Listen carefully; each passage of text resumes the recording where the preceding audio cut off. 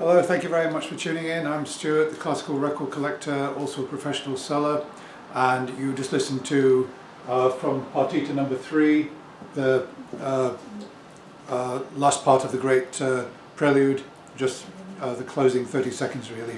I just wanted to play this because I bought this record in, how long ago? About 6 days ago, and it was one of a batch that was really not in very good condition. The records looked a bit mouldy, and I managed to clean this one up quite well. And you've heard I'd actually recorded it through Audacity, so I cheated a little bit, but that's actually how it sounds after the cleaning up, which is pretty good.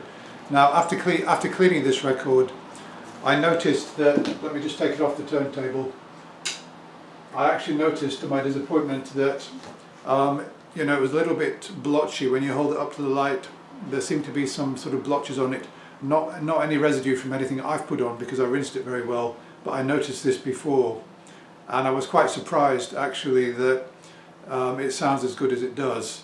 If you actually hold it up to the light, the record looks really quite well worn, but oddly enough it seems to sound okay, and I've listened to the whole thing both sides because this is something that I'm going to keep. I think that the soloist Victor Pickhuizen, he was 38 when he made this recording, 1971. It appeared on Melodia, and it looks like Eurodisc took it on license from Melodia and issued it on this fine record. It sounds really, really good. It's a good pressing, and yeah, a lot of these Melodia recordings are actually quite highly sought after. I think because the Soviets Melodia, they were using old school equipment when like Decca, HMV, they were moving into more advanced equipment, and oddly enough a lot of the old school valve recording equipment arguably sort of sounds maybe better than some of the later recording equipment.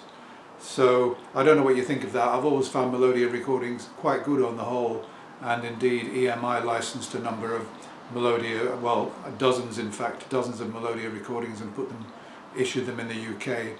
Obviously they wouldn't have done this unless they rated the recording quality very highly.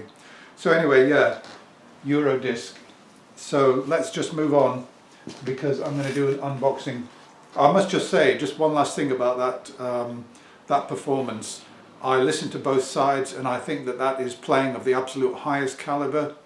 The prelude on the Partita number 3, that's as good as I've ever heard it played. Finesse all the way through, no harshness whatsoever, and really superlative playing there by Victor Pickhuizen. I don't really think I've heard better. Okay, so let's move on to my unboxing. This has come through today. I've just got one record to unbox today, but it's kind of an interesting one, and you'll see why in a moment. Let's just get the box open. I've certainly got a very good supply of packaging for my orders, because obviously I tend to buy one record or two records at a time from eBay sellers, but on the other hand, when I sell, I tend to get orders for more than sort of 2 or 3 records, so I can get more than 2 or 3 records in a packet like this. So it sort of works out quite well for me because I don't really have to buy many packing materials. So I'm going to get this open. Here we go. It's stuck down very well with tape, so I'm sort of tearing into it because I can soon tape that up though if I want to reuse it. Here we go, let's have a look. Okay, this is what I was expecting. What have we got here? Okay, so what we've got here is this. Okay, so it's a BBC record, Viennese sonatas for violin and piano, Mozart, Beethoven and Schubert, and the artists are Norbert Brainin on violin. Now he was the first violin in the famous Amadeus Quartet, so I had no doubt that this would be a good performance. Lamar Krausen and Lily Krauss, she's a famous pianist in her own right. I'm not too sure about Krausen. So there we are. It's a gatefold. It's actually in very, very good condition, excellent condition. And there's the back of it. So BBC records. I haven't got any BBC records in my collection, and when I saw that this was a BBC record, I thought it would be something quite interesting to have, apart from the repertoire and the artists. So there we are. There's a BBC record. Now you would expect with BBC you would obviously you would expect the recording quality to be very good, and you would expect the pressing to be excellent. So I've never listened to this before, so I don't know. As for the recordings, it says here mono. Now it says BBC London 1978, BBC Enterprises London, England. I wonder whether, I'm going to hold that up to the camera. I don't know whether this will actually, you'll be able to see this. I'll come a bit closer. There we are. So it says here, distributed by Pi Records.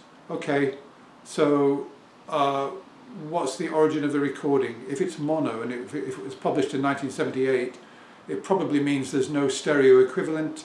And if it's mono, one would think that it was recorded somewhere maybe in the early 60s. Let's see if there's any information about that. Let's have a look on the back of the cover. Let's have a look. Oh, here we are. Okay, yeah, the information's here. Okay, so we got recordings from 64, 65, 67 and 68, and 1966, recorded 1966, Studio 2, Maida Vale, 1966. First broadcast on October 19th, 1966.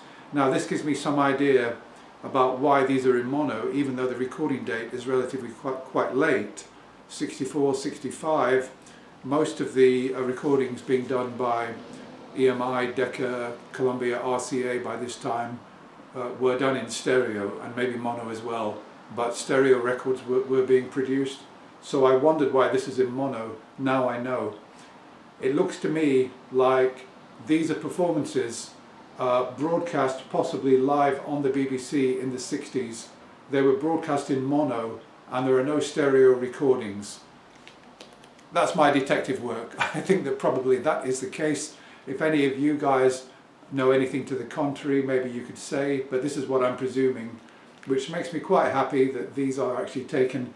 These are no doubt studio tapes that the BBC held on to after the performances, and in the 70s they've decided to issue them on records, which I'm really happy about, because I thought possibly that these performances were taken from another recording company such as Pi or somebody else, but no, this looked to me like this is the original issue of these broadcast performances. So however, let's have a look. Well, it does say, in fact, it does say that they were recorded in studios. So let's probably say that these were recorded for the BBC specifically to be broadcast. So these were not live performances with an audience, probably not, although there may have been a small audience in the studio, who knows. Yeah, I think that is probably the case. So the works are Mozart Violin Sonata K304, and then K377, and then we've got K526, and then we've got Schubert's Sonata D408, and we've got Beethoven Sonata Opus 30 number 3. Okay, well I know the Sonata in E minor, Mozart, so we're going to have a quick listen to that just to find out what the recording quality is like. Let's have a look. Yeah, so 2 records. Now I'll tell you what I paid, including shipping, £9. I've been onto Discogs.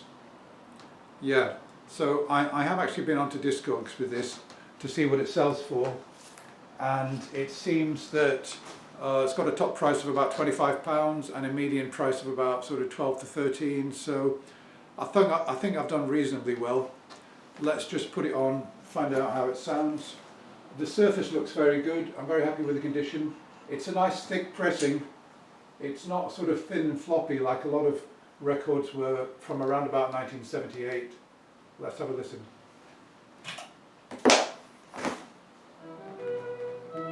Oops. Right. Oh, this is another job.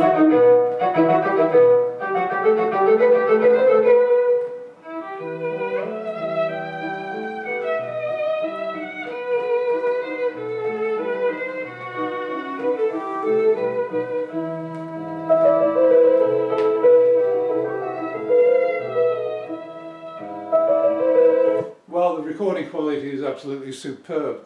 There is some noise in the lead-in.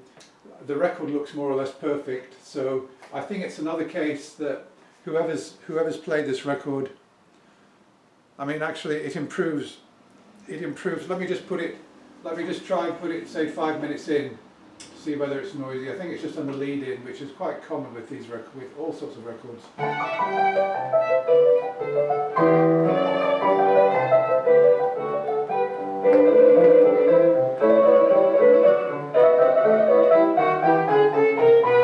Yeah, well, that sounds okay. Unfortunately, what this means is that I'm going to have to get my spray out and do a job on it. So I'm going to give that a try, and I'll report back next time about how it sounded. Yeah, but I'm really happy with that. Good recording quality, lovely violin tone, lovely kind of finesse on the violin, and the piano is actually, it sounds to me like it's recorded actually probably a little bit too loud on the piano. I would like to hear probably the violin getting a bit more of the balance, but anyway, that's my own personal preference. Okay, so thank you very much for watching. Hope you enjoyed this video. Hope also that you enjoyed the bark at the beginning, and look forward to your feedback. Bye for now.